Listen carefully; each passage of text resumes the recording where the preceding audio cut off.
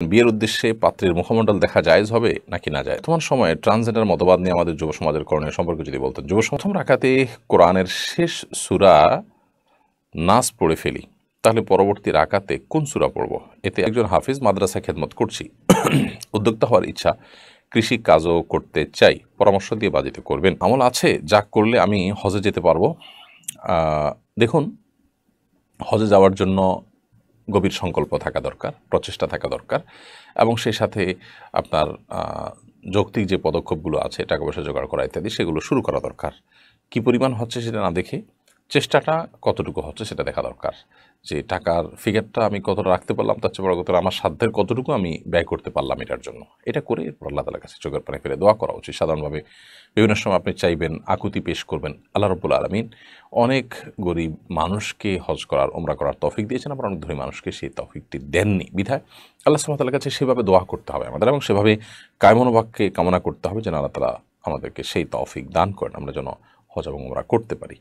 এটা হলো মূল বিষয়। এর পাশাপাশি ওমরা বা হজ যাতে সহজ হয় তার জন্য আলাদা করে পার্টিকুলার কোনো আমলের কথা, যে অমুক আমল করলে হজ করা যায়, ওমরা করা যায়, এরকম কোনো আমলের কথা নবী সাল্লাল্লাহু আলাইহি ওয়াসাল্লাম থেকে বর্ণিত হয়েছিল আমার জানা নেই। তবে হ্যাঁ, কিছু আমল আছে যে আমলগুলোর ফলে আপনি হজ বা ওমরা করার সওয়াব লাভ করবেন। যেমন সকালে যদি আপনি শাকের নামাজ পড়েন, ফজরের পর নিজ জায়গায় বসে যুকির আজকার তেলাওয়াত করেন এবং সূর্য ওঠার 20 মিনিট পরে আপনি নামাজ পড়েন 2 রাকাত, তাহলে সেক্ষেত্রে আপনি একটি পূর্ণাঙ্গ হজের সওয়াব পাবেন। তো এরকম আরও অনেক আমল আছে যে আমলগুলো হজ এবং উমরার সওয়াব আপনাকে এনে দিবে, সেটা ভিন্ন বিষয়। বাট এই আমল করলে পার্টিকুলারলি আপনি হজে যেতে পারবেন, হজে যাওয়াটা আপনার জন্য সহজ হয়ে যাবে, এরকম আলাদা কোনো আমল নাই। আল্লাহ তাআলার কাছে দোয়া করবেন এবং সাধারণভাবে প্রচেষ্টা অব্যাহত রাখবেন। শাকিল আহমেদ খান লিখেছেন, আমি ভাই শাকিল আহমেদ, আলহামদুলিল্লাহ, উদ্যোক্তা হওয়া খুবই ভালো, বিশেষ করে একজন হাফিজ আলিম হয়ে তিনি কোনো ব্যবসায়িক উদ্যোগ গ্রহণ করা, এটা খুবই প্রয়োজনীয় একটি কাজ। এর মাধ্যমে তার যে পেশাগত দায়িত্ব তিনি যেটা পালন করছেন দিনের জন্য, সেটা মাদ্রাসায় পড়ানো হোক, মসজিদে ইমামতি করা হোক, সেই কাজটা তিনি আল্লাহর জন্য করতে পারবেন এবং তার কোনো বিনিময় তিনি গ্রহণ করবেন না। তো এই সুযোগটা তাকে এনে দিবে এই উদ্যোক্তা হওয়ার ক্ষেত্রে তিনি যদি সাফল্য অর্জন করতে পারেন। তো এই বিষয়ে যারা অভিজ্ঞ তাদের সাথে পরামর্শ করার অনুরোধ রইল, যে আপনি কৃষিকাজ করতে চান কিংবা অন্য কোনো উদ্যোগ নিতে চান, ব্যবসায়ী উদ্যোগ, তাহলে সেক্ষেত্রে খুবই বুঝে শুনে আগানো উচিত। প্রথমে কাজটা শেখা উচিত কারোর দিনে থেকে একটা লম্বা সময়, এরপর ধীরে ধীরে সেই দিকে পা ফেলা উচিত। কারণ আমাদের দেশে এত পরিমাণ অসততা, অসৎ উপায় মানুষ অবলম্বন করে থাকে যে কোনো কাজ করতে যাবেন আপনার ধরা খাওয়ার আশঙ্কা অনেক বেশি থাকে, জোরালো থাকে। পৃথিবীর অন্যান্য দেশের মতো না যে কেউ চাইলেই পুঁজি নিয়ে খুব সরল সহজভাবে ব্যবসা শুরু করে দেন। কেউ তাকে জ্বালাতন করবে না, কেউ তাকে হয়রানি করবে না, কেউ তার সাথে প্রতারণা করবে না, এরকম পরিবেশ আমাদের দেশে নেই। দুঃখজনক বাস্তবতা। যার কারণে আপনি অভিজ্ঞ মানুষদের সাথে পরামর্শ করে একটু একটু করে আগানোর চেষ্টা করবেন, আল্লাহ তার কাছে দোয়া করে, এবং একজন ইমাম হিসাবে এই কাজ আপনার সমাজের জন্য খুব ভালো একটা দৃষ্টান্ত হয়ে থাকবে ইনশাআল্লাহ তাআলা। কায়সার হামিদ আপনি লিখেছেন, যদি নামাজের মধ্যে আয়াত এবং সূরার সিরিয়াল লক্ষ্য করা দরকার, অর্থাৎ কোরআনের ডান দিক থেকে পড়ে আস্তে আস্তে আমরা আস্তে আস্তে বামে যাব। প্রথম রাকাতে যা পড়েছেন, পরের রাকাতে তার পরের কোনো সূরা পড়বেন, আগের সূরা উল্টা দিকে যাবেন না, এটা হলো সুন্নাহ। এই সুন্নাহটা যদি লঙ্ঘন হয়ে যায় ইচ্ছার বাইরে, অর্থাৎ ভুলে, তাহলে সেক্ষেত্রে গুনাহ নাই। কিন্তু ইচ্ছাকৃতভাবে লঙ্ঘন করে ফেলে সেটা মাকরুহ হবে, অপছন্দনীয় কাজ হবে। কবিরা গুনাহ হবে না, নামাজ হয়ে যাবে, বাট অপছন্দনীয় কাজ হবে। আর যদি ভুলে ভেঙে যায় এটা, তাহলে সেক্ষেত্রে কোনো অসুবিধাই নেই। যেমন প্রথম রাকাতে আপনি সূরা নাস পড়ে ফেলেছেন, এখন আর পরে তো সূরা নেই, তাহলে আপনি পরবর্তী রাকাতে সূরা নাসের আগের কোনো সূরা পড়লেন কিংবা সূরা নাস আবার রিপিট করলেন, নামাজ হয়ে যাবে। বাট আপনার ইচ্ছাকৃতভাবে সূরা নাস প্রথম রাকাতে পড়া উচিত না, কারণ হলো পরের রাকাতে আপনি পড়ার জন্য কোনো সূরা থাকছে না পরবর্তীতে। তো এরকম ভুলে হয়ে গেলে ইনশাআল্লাহ নামাজ হয়ে যাবে, কোনো অসুবিধা নেই। মোহাম্মদ এহসানুল মাহবুব আপনি লিখেছেন, বর্তমান ট্রান্সজেন্ডার মতবাদের বাস্তবতাটা উপলব্ধি করা দরকার, বোঝা দরকার, এবং এ বিষয়ে যারা এক্সপার্ট আছে, বিশেষ করে এই ভাঁওতাবাজির যে আপনার কলকাঠিগুলো নাড়া হচ্ছে সেগুলো সম্পর্কে যারা খুব ভালো বোঝেন, এরকম এক্সপার্টদের অপিনিয়ন নেওয়া উচিত এবং তাদের কাছ থেকে সে বিষয়ে জ্ঞান অর্জন করা উচিত এবং অন্যদেরকে সতর্ক করা দরকার।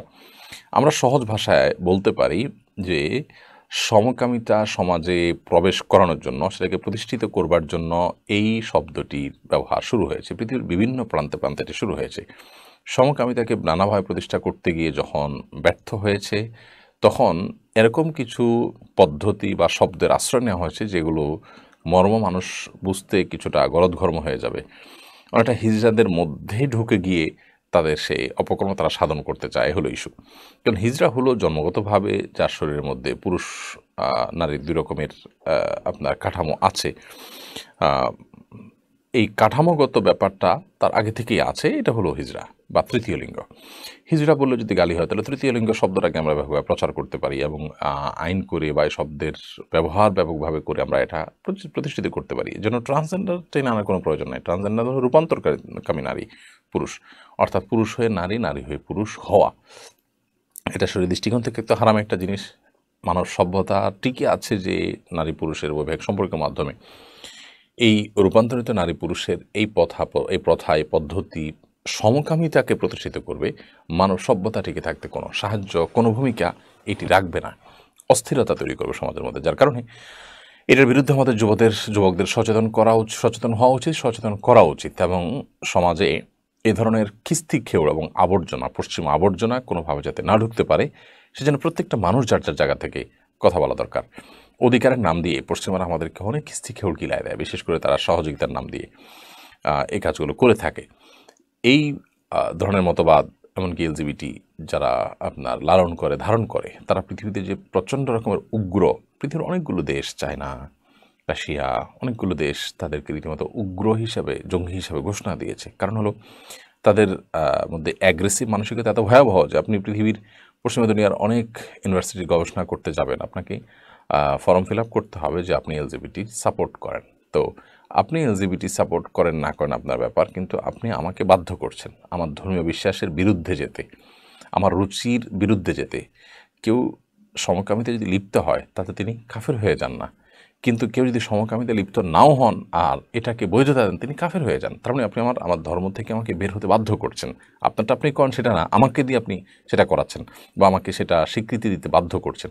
এর চেয়ে বড় উগ্রবাদ আর কী হতে পারে? বিধায় এদের বিষয়ে আমাদের সর্বোচ্চ সতর্ক থাকতে হবে। পশ্চিমা দুনিয়ার অনেক দেশের মা বাবা, অভিভাবকরা, প্যারেন্টসরা এখন রাস্তাঘাটে বেরিয়ে আসছে তাদের সন্তানদের ধ্বংসের হাত থেকে বাঁচাবার জন্য। আমরা সেটা যত আগে বুঝতে পারবো ততই কল্যাণ ইনশাআল্লাহ তাআলা। ওমর ফারুক আপনি লিখেছেন, একজন খাতনাকে অমানবিক বলছেন। এই প্রশ্নের উত্তর আমরা দিয়েছি। খাতনা এটা অমানবিক নয়, তবে খাতনা করতে গিয়ে যদি কোনো দুর্ঘটনা ঘটে থাকে তাহলে সেক্ষেত্রে সেই ঘটনার সুষ্ঠু তদন্ত হওয়া উচিত এবং দোষী এবং দায়ীদের শাস্তির আওতায় আনা উচিত, দৃষ্টান্তমূলক শাস্তি হওয়া উচিত এবং ভিকটিমের পরিবারকে ক্ষতিপূরণ দেওয়া উচিত, সেটি ভিন্ন বিষয়। এর মানে এই না যে খাতনা পদ্ধতিগত ত্রুটি, মানে খাতনার মধ্যে মূলগতভাবে কোনো ত্রুটি আছে। এরপর মোহাম্মদ রমি আপনি লিখেছেন, বিয়ের উদ্দেশ্যে পাত্রীর মুখমণ্ডল দেখা জায়েজ হবে, এটা না জায়েজ হওয়ার কোনো কারণ নেই। তবে মুখমণ্ডল যে আপনি দেখবেন সেটা বিয়ের কথাবার্তা পাকাপাকি হয়েছে, এখন দেখাদেখির মাধ্যমে ফাইনাল হবে, এরকম হলে তখন আপনি দেখবেন।